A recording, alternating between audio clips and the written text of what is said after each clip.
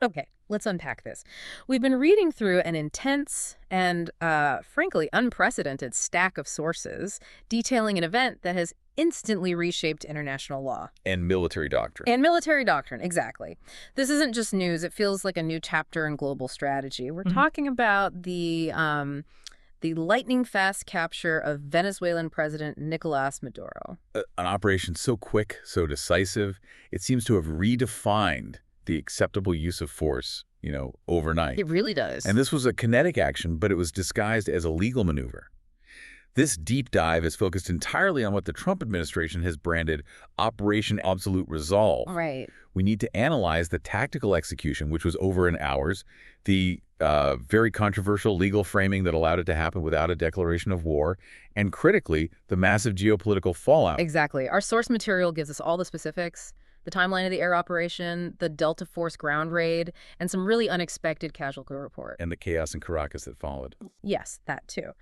But the real mission of this deep dive, I think, is bigger than just the event itself. Our goal is to analyze what the sources are calling the military law enforcement fusion doctrine. Fusion doctrine. And understand exactly how this single high-impact event is fundamentally rewriting the rules for great power intervention. But what's fascinating here, and what I think we really need to dig into, is how seamlessly they merged overwhelming military power with a domestic legal justification. Correct. This wasn't an occupation designed to hold territory. This was a high-speed, high-tech retrieval operation. A snatch and grab. Basically. And it was framed entirely as the execution of a 5-year-old U.S. arrest warrant. The efficiency is, it's chilling. And for you, our listener, this is really the shortcut to understanding the next decade of foreign policy. Yeah. Because if this playbook works, if it's seen as successful, the entire concept of national sovereignty for smaller nations fundamentally changes. It does. It absolutely does. So let's start with the hard reality, the sheer shock of the event itself. It happened in the early hours of Saturday, January 3rd, 2026. Just a few days ago. Yeah. Maduro is captured inside Fuerte Tuna, which is the heart of the country's military establishment, and within hours, he's airborne. He's on a plane bound for federal custody in New York. And the sources repeatedly stress this speed. They use words like instantaneous. So why is that velocity, the surgical nature of it, why is that so crucial to understanding this new doctrine? That's the key question, isn't it? I think the speed is the core strategic weapon here. This is the implementation of a new military paradigm. It's designed to exploit the human and systemic lag that's inherent in any bureaucratic state. Especially one like Venezuela's. Especially one riddled with corruption like Venezuela's, yes. Operation Absolute Resolve was engineered to achieve mission success, the capture of the target, before the target's security apparatus could meaningfully coalesce. And before the international community could even react. Precisely. And crucially, before international diplomatic channels could mobilize any kind of effective, coordinated counter-protest or counteraction. So it doesn't just bypass the UN, it bypasses the opposition's ability to plan, the loyalists' ability to fight back, and the general's ability to make a rational, coordinated military decision. It just removes that whole middle part of the game. It eliminates the middle game entirely. You're talking about maximum psychological shock achieved through maximum velocity and technological projection. The operation was classified as a decapitation strike. Which is a term we hear a lot. We do, but here it's very literal. It was designed not just to remove the head of state, but to neutralize the capacity for command and control across the entire military structure, and to do it simultaneously. The sources all confirmed the operation was over in just a few hours. Okay, let's get into the specifics of the execution, because the numbers here are just staggering. The timeline, as we said, started at 2 a.m. You mentioned the strategic advantage of the hour, but what exactly does that window buy the operators? Well, 2 a.m. is the perfect blend of tactical and biological advantage. Biological. Yeah. So on the tactical side, it minimizes civilian traffic. It maximizes the effect of precision strikes, which helps reduce collateral damage claims later. Yeah. But on the biological side, the high-value target is most likely asleep. Right. Or moving between private residences. And crucially, the majority of the command chain is in a lower state of readiness. Communications are slower, reaction times are dulled. They were banking on military inertia and, frankly, complacency. And to achieve that shock, the resources they deployed were immense. The sources detail that over 150 aircraft were utilized. This wasn't just a few special forces helicopters landing. No. This was a massive air campaign condensed into an hour. That's exactly right. And the 150 aircraft weren't primarily bombers. That's a key distinction. They were the integrated components necessary for what the sources are terming saturation jamming and corridor creation. Okay, let's slow down on saturation jamming. For the listener who isn't steeped in military jargon, what did 150 aircraft do to Venezuela's ability to respond? Think of Venezuela's air defense grid as a nervous system. It relies on radar and communications to coordinate a response, right? Sure. Saturation jamming is essentially overriding that entire nervous system all at once. It means every radar screen goes blank. Every military radio channel is filled with static, with noise.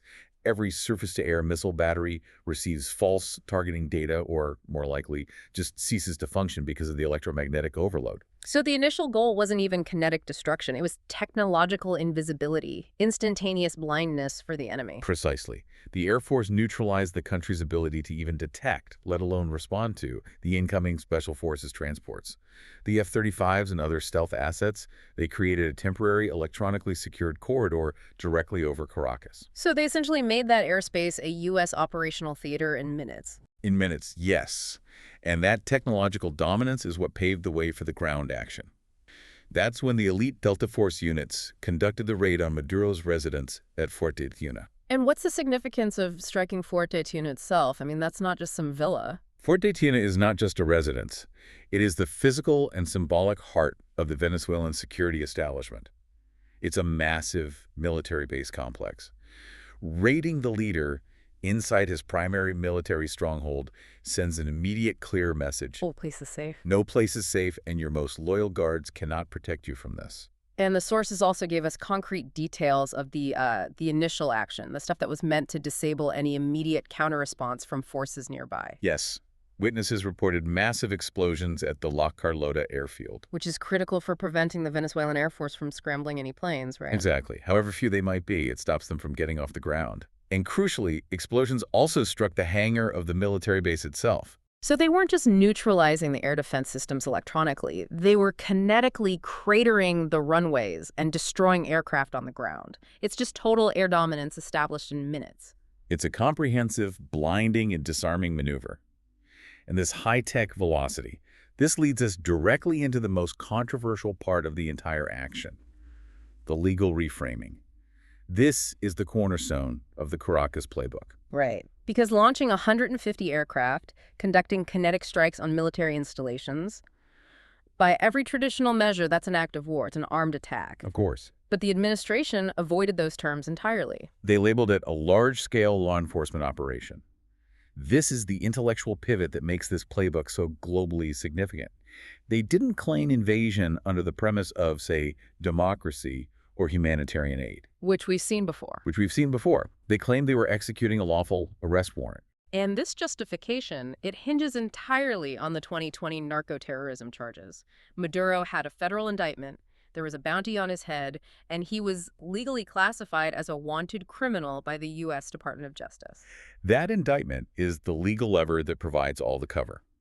The U.S. is essentially asserting extraterritorial jurisdiction through overwhelming force. They're arguing that standard law enforcement procedures, the arrest of a fugitive, were simply being executed with the absolute minimum necessary force required to overcome what they would call a heavily armed, institutionalized resistance. But wait a minute, doesn't using 150 aircraft stealth technology and coordinated kinetic strikes, doesn't that nullify the law enforcement claim? I mean, didn't the sources note that even domestic critics called it a semantic game? Of course. The sources are split, and that reflects the political divide. Domestically, yes, many critics are calling it legal gymnastics. But the administration's argument, as it was laid out by Attorney General Pam Bondi, was that the scale of the resistance dictated the scale of the response. An interesting distinction. She argued that the military assets were used defensively, to protect the marshals and special operators executing the warrant, not offensively to invade territory. The moment F-35s are used to clear a path for a Delta Force unit acting under a U.S. criminal warrant, they argue, those F-35s are operating as a massively capable SWAT team. Not an invading army. Not an invading army. That's the argument. That is a remarkable interpretation. Instead of going to the UN Security Council, they just pull out an old federal indictment and say, we're just serving papers, folks. And this framing, it attempts to bypass the traditional declaration of war requirements. It's classified as a law enforcement action. The constitutional requirements for Congress to declare war are significantly complicated or just sidestepped. And the optics are paramount. Absolutely. Maduro wasn't taken to a military detention facility like Guantanamo. He was taken to face a criminal trial in New York. This distinction, arrest versus invasion, is what the global community is seizing on. Because if a country can unilaterally decide a foreign head of state is a criminal and then deploy its military assets to capture them, it fundamentally changes the definition of sovereignty. It does. It turns international relations into this gigantic high-stakes game of global fugitive recovery. Exactly. The question for international law becomes, when does law enforcement end and when does military aggression begin? And when you use 150 aircraft and crater runways, most international law experts would argue that line has been crossed, regardless of the initial indictment. But for the administration, this provided the crucial legal and political shield they needed for a very risky, very high-impact intervention, but without incurring the political baggage and constitutional hurdles of a full-scale invasion. And that tactical and legal innovation, that fusion, is the key. The legal framework served as the necessary enabler for the military action. It allowed them to achieve their strategic goals, removing a hostile leader while claiming the legal authority of the Department of Justice. That is a truly complex and highly effective piece of political engineering. Okay, so now we move from the successful execution to the immediate fallout. The operation was fast, but it wasn't clean. The source material gives us a very telling casualty report that I think speaks volumes. First and foremost, 0 U.S. fatalities were reported. Which is astounding. For an urban raid of this scale against a military compound, it's almost unbelievable. The lack of U.S. casualties, it really underscores the sheer efficacy of the technology and, crucially, the intelligence involved. It means the operation was not only overwhelming in force, but perfectly targeted. They knew where to hit. They knew exactly where the high-value target was, and they knew precisely where the most committed resistance would be concentrated. This allowed them to suppress or neutralize those areas, instantaneously. It just confirms the narrative of invulnerability they were trying to project. But the Venezuelan side took significant losses. The government in Caracas reported at least 23 of their security officers were killed. And that death toll confirms there was a vicious, albeit short, fight. It tells us that Maduro's core security detail, they fought with loyalty, or at least they were committed to protecting the seat of power until they were eliminated. 23 deaths implies a sharp, violent confrontation, likely localized entirely to the immediate area around his residence at Fortituna. So a close-quarters battle. A very intense one, between highly trained U.S. Special Forces and the most loyal Venezuelan Guard units. Now, here's where the analysis shifts from tactical success to major geopolitical risk, and that is the Cuban factor. The sources confirm a shocking number 32 Cuban personnel were killed in the raid. 32. Part of a special security detail for Maduro. That is a significant and, frankly, terrifying number. That number changes the entire calculus. Clashing with the Venezuelan military is one level of risk. Directly killing 32 soldiers or security personnel from another sovereign foreign nation, especially Cuba, given its historical ties to Moscow and its recent security pacts with China, that's an immense escalation. It doesn't just reveal deep integration between the two countries. It reveals that the Cuban security personnel were likely the most prepared, the most professional fighting force defending Maduro when that raid occurred. Absolutely. Cuba has been an essential security patron of the regime for years. They provide training, intelligence, and the personal protection details that often prove more reliable than local forces. The fact that 32 of their men died confirms they were front and center during the raid. And their involvement complicates everything for Washington. Everything. So if we connect this to the bigger picture, what are the immediate dangerous implications of the U.S. having killed 32 Cuban troops? It seems huge. It instantly injects a dangerous Cold War 2.0 layer into the situation. Cuba will view this as an outright act of aggression against its forces, regardless of where it happened. This puts immense pressure on the leadership in Havana. Because if they don't respond, they show weakness to their domestic audience and to their global patrons. But if they do respond kinetically, it risks a direct confrontation with the U.S. military. It's an impossible position. And this ripple effect, it extends beyond Havana. It could potentially trigger a response from their primary sponsors, Russia or China, who are watching this very, very closely. They have to be. The U.S. just confirmed they're willing to engage militarily with proxy forces of rival great powers. That significantly raises the temperature of global strategic competition. It's a direct challenge to the geopolitical status quo. And the sources suggest that the planners, they knew this risk. But the speed of the operation was intended to present Moscow and Beijing with a fait accompli. A done deal. A done deal. By the time they decide how to retaliate, their forces are already dead and their target is already in a federal courtroom in New York. Let's pivot back to Caracas. Maduro's gone, but the state structure didn't just collapse entirely, which speaks to either poor planning by the opposition or a degree of residual loyalty among the remaining regime elements. What was the immediate power shift? Vice President Delcy Rodriguez was swiftly sworn in as acting president.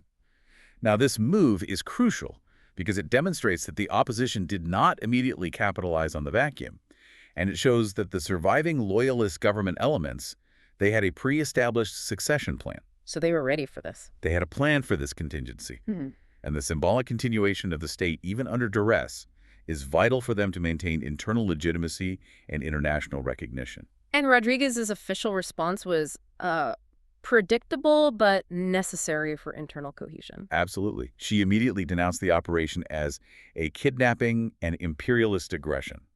That is the essential political line.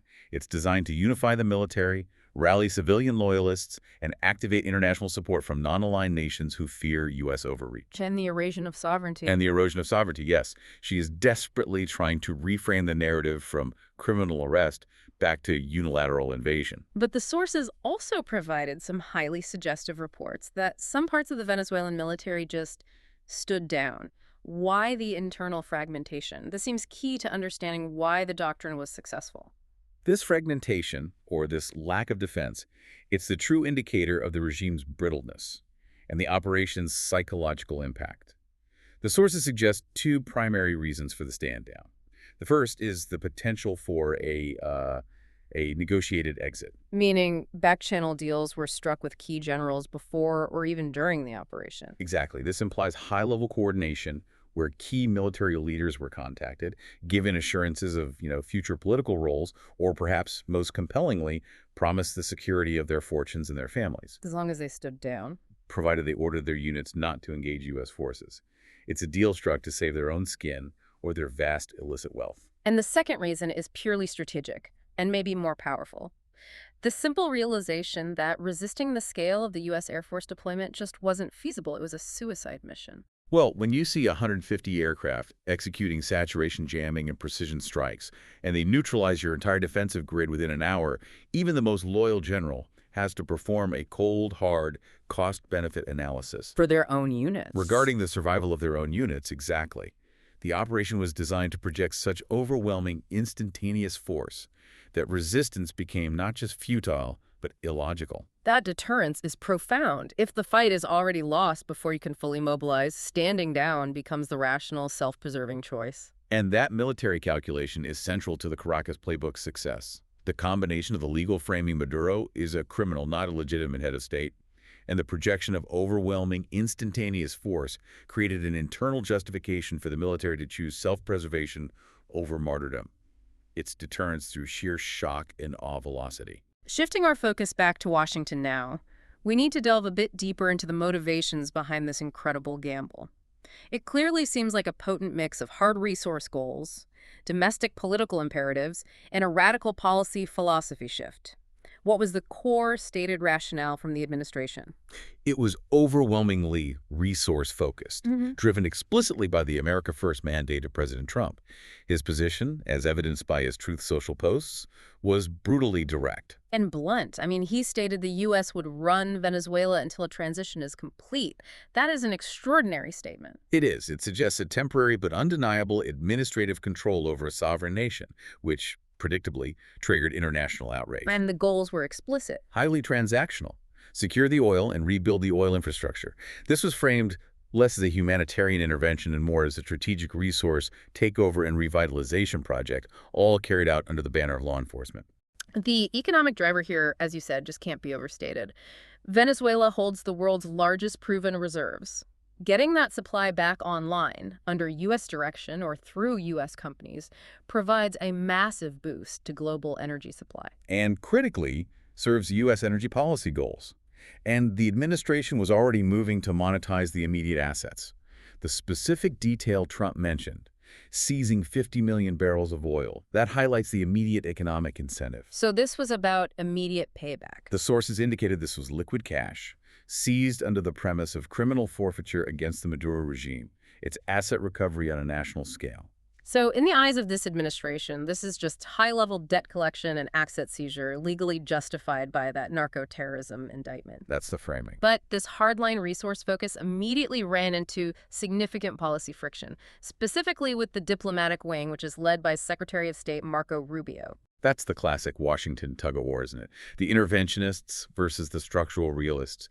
Rubio and his allies, they're desperately trying to avoid what they call the infamous Pottery Barn situation. Can you explain that for our listeners? The Pottery Barn rule, it's famously attributed to Colin Powell regarding the Iraq invasion.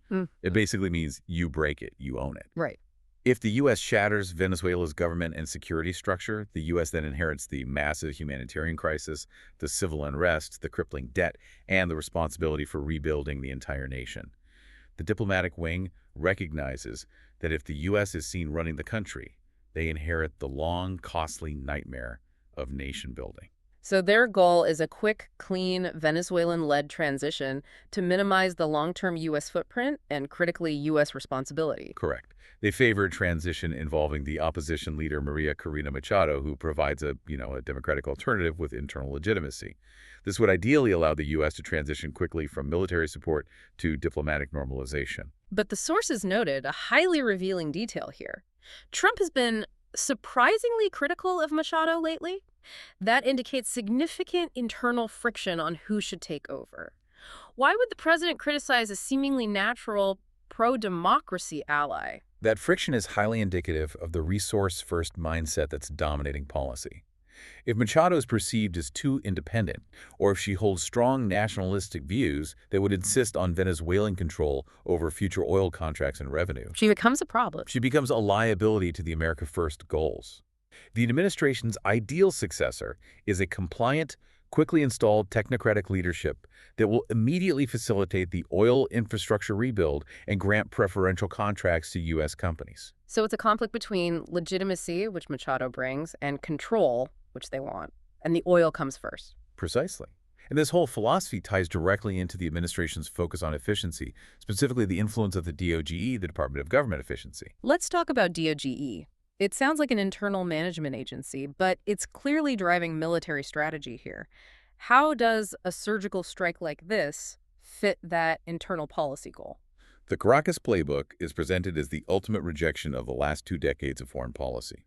The old model Afghanistan, Iraq, was decades long, generated trillions of dollars in costs, and resulted in, ambiguous long-term political instability. The DOGE mandate and the broader administrative philosophy sees that model as fundamentally inefficient and wasteful. So instead of a 10-year occupation, this is a 3-week asset recovery operation. Is that the idea? It's framed as a high-efficiency, high-impact surgical strike. The metrics of success are redefined. They are not measured in troop numbers deployed or the duration of a conflict, but in return on investment, assets seized, and the minimization of the long-term footprint. They want the benefit without the burden. The benefit, the captured leader, and the secured resources without the burden of nation-building or maintaining a massive occupation force. It is military action optimized for efficiency and speed. And this efficiency angle is also crucial for selling it domestically, which requires a pretty robust political safety net for such a controversial action. And that's where the narco-terrorism safety net comes in. The U.S. political landscape knows that a war explicitly for oil infrastructure is unpopular and polarizing. But an operation to protect national security explicitly linked to the war on drugs and terror threats that garners much stronger domestic bipartisan support. And the pre-existing links between Maduro and the Cartel of the Suns, and crucially, those tenuous but published links to al-Shabaab, that provided the moral urgency. It provided the ironclad legal and political justification. By framing the operation not just as a strike against a dictator, but as a direct preemptive action against international drug cartels and terror networks that threaten the U.S. border, the administration transforms the narrative entirely. And the sources noted a key political metric on this. They did. A recent poll showed only 33% support for a full war, but strong support for stopping drugs. That's genius political engineering. They align the high-risk military action with the supported domestic policy goal stopping crime and terrorism while achieving the strategic goal of regime change and resource recovery. It allows the U.S. to define the terms of the conflict entirely on its own turf, using its own laws and for its own domestic political consumption, while achieving its geopolitical aims internationally. This is why the Caracas playbook is being studied so intently by every other major power. It effectively weaponizes domestic law to achieve foreign policy objectives, bypassing the international apparatus entirely. Completely. Okay, moving to the largest implications of this deep dive, the global ripple effects. This action, regardless of the legal framing, has sent seismic waves across the international landscape. Let's start with the immediate and frankly predictable condemnation from adversaries. China and Russia. China and Russia are, understandably, furious. Well, their anger is profound because this operation attacks the fundamental principles that they rely on for their own spheres of influence. China called it a blatant violation of international law. But their rage isn't just diplomatic noise. Their concern stems from two major areas. Okay. The direct challenge to the principle of sovereignty for all nations, and a devastating demonstration of U.S. military capability. That military demonstration is arguably the most strategically important global ripple effect. A massive, if unintended, message to Beijing. Oh, I would argue it was entirely intended. This operation successfully demonstrated that U.S. technology could completely bypass China-sourced and Russia-sourced defense systems in minutes. In minutes. We know much of Venezuela's air defense architecture, particularly the integrated radar systems and surface-to-air missile components, were supplied by these two nations. So the U.S. wasn't just neutralizing Venezuela, they were exposing the massive vulnerabilities of the defense systems that China and Russia's clients use, and by extension exposing a potential flaw in their own export model. Absolutely. The success of the decapitation strike, the speed, the zero U.S. casualties, it demonstrates that when the U.S. commits overwhelming integrated electronic and air power, it can achieve mission objectives against modern, non-Western air defense architectures with near impunity. It suggests those systems are highly susceptible to advanced U.S. electronic warfare capabilities. And that brings us directly to the enormous implication for Taiwan. It sends an extremely clear, powerful message to Beijing. If China is contemplating any move on Taiwan, their entire strategy relies on their integrated anti-accessoria denial systems, their A2AD bubble. Let's explain A2AD simply for the listener. A2AD stands for anti-accessoria denial. It's a strategy designed to prevent U.S. forces from entering a specific geographic area like the Taiwan Strait or to degrade their ability to operate effectively once they are there. It relies on a dense network of missiles, radars, and sensors that are supposed to make intervention prohibitively costly. So if the U.S. can dismantle a similar, smaller version of that system in hours over Caracas, it throws China's entire strategic calculation regarding Taiwan into question. It radically changes the risk equation for the People's Liberation Army. If their reliance on complex, integrated radar systems can be instantly neutralized by saturation jamming, the entire A2AD concept risks collapse under a sustained, high-tech U.S. electronic assault. This single event, Operation Absolute Resolve, served as a potent, real-world demonstration of peace through strength. The message is, we have the technological capacity to break your defenses faster than you can mobilize. And this fundamentally changes the risk calculation for every leader on Washington's bad list, from Pyongyang to Tehran. If your military is sourced from U.S. rivals, the U.S. just proved they know exactly how to render it instantaneously inert.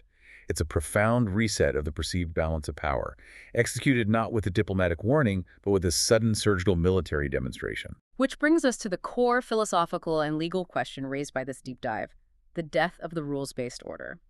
If the U.S. can execute an arrest warrant with the U.S. Air Force, what happens to the international system that was built on treaties and norms? International law experts are sounding a global alarm. Sources quoted Jeffrey Robertson and others arguing that the UN Charter, particularly Article 2.4, which prohibits the use of force against the territorial integrity or political independence of any state, is now fundamentally threatened. The whole post-World War II order. The foundational principles established post-World War II, respect for sovereignty and non-intervention, have been profoundly undermined by this. And the critique is that this action constitutes a crime of aggression. Can you define that term within this context, referencing the source's legal complaints?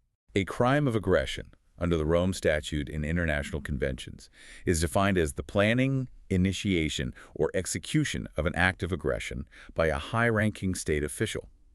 An act of aggression is the use of armed force by a state against the sovereignty, territorial integrity, or political independence of another state. Which seems to fit. By utilizing overwhelming military force to enter the territory, neutralize defenses, and capture the sitting head of state, regardless of his criminal indictment, the U.S. has committed what most non-Western nations and international legal bodies would define as aggression. But again, the U.S. counterargument relies entirely on that prior criminal indictment. They argue that Maduro was a criminal, a narco-terrorist, and the state, under his direction, forfeited its sovereign protections when it harbored a wanted fugitive. That is the critical, legally innovative maneuver. But internationally, it's a tough sell, because the fundamental concept of sovereignty disappears if one country can simply decide another leader is a criminal and fly in to seize them. It sets a dangerous precedent. The sources highlight a chilling precedent. If the U.S. can do this to Venezuela based on a domestic indictment, what stops China from doing this to a South China Sea neighbor based on a territorial claim? Or Russia to a former Soviet satellite state based on historical grievances? It just empowers great powers to act unilaterally and completely disempower small nations. The conclusion is stark. The world is explicitly entering a phase where might is right is becoming the open policy of the great powers, and the legal framework of law enforcement provides the necessary cover. And it bypasses the UN entirely. The UN Charter was built on the premise that force is illegitimate unless exercised in self-defense or authorized by the Security Council. This action bypasses both, legitimizing unilateral intervention. That is a strategic shift that changes the calculus for every nation on Earth. It replaces international norms with geopolitical capability, and the sheer velocity of the operation ensures the global community can only react verbally, not physically. By the time the Security Council convened, Maduro was already in a New York jail cell. The reality is a fait accompli. And that reality is the ultimate power projection. So if we synthesize this new doctrine, what is the core takeaway for you, our listener? What did we just witness with the Caracas playbook? We witnessed the highly efficient merger of absolute military dominance, the precision, the speed, the overwhelming force necessary for a rapid decapitation strike, with a sophisticated, domestically justifiable legal pretext. So intervention optimized for efficiency. Exactly. High-impact regime change with a low, minimal, long-term footprint, all cloaked in the authority of a simple arrest warrant. It's a terrifyingly potent blueprint for 21st century power projection. It minimizes political cost, maximizes speed, and leverages domestic law to justify what the rest of the world calls aggression. Now, what specific items should our listeners be monitoring in the coming weeks to truly gauge the long-term success or failure of this unprecedented operation? First, I would say monitor global oil prices and production output. The immediate market response is crucial. Can the U.S. quickly stabilize the oil infrastructure and deliver the increased volume they promised? Because if oil prices spike due to instability or mismanagement, the domestic political success of the mission is immediately threatened, and that whole efficiency claim evaporates. Good point. Second, pay close attention to the New York courts. Maduro's trial will be a media circus and a geopolitical spectacle. The legal process needs to look ironclad and legitimate, because it is the entire framework upon which the U.S. justified the military action. The trial itself is now part of the foreign policy toolkit. It is. And if the case falters, the entire playbook becomes vulnerable to international scrutiny. And finally, I think the ultimate success marker in Washington will be whether U.S. companies actually transition from the military security phase to the economic extraction phase smoothly and quickly. Meaning, are they pumping oil? Exactly. Is the oil infrastructure truly pumping under new management by next month? If that timeline stretches, the efficiency model fails, and the Rubio-led diplomatic nightmare of owning it, of running a failed nation, begins in earnest. That speed to market will be the ultimate validation of the Doji philosophy. The military victory was achieved, but the economic and administrative victory is still pending. This entire deep dive shows us that when a great power moves quickly and justifies its military power through a pre-existing legal framework, you can indeed change the global order instantaneously. And this raises a profound question that we must all contemplate. When great powers adopt a might-is-right policy and use law enforcement as legal cover for military intervention, what protection is truly left for smaller nations? Not much, it would seem. If a country can simply decide your leader is a criminal and fly in to seize them, the concept of national sovereignty is eroded to the point of extinction. It becomes a mere inconvenience rather than an inviolable principle. That's a chilling thought. The world just got a lot smaller and a lot riskier for anyone deemed inconvenient. Indeed. Thank you for joining us on this deep dive into Operation Absolute Resolve. We'll be keeping a very close eye on the long-term fallout and the inevitable international response. Until next time.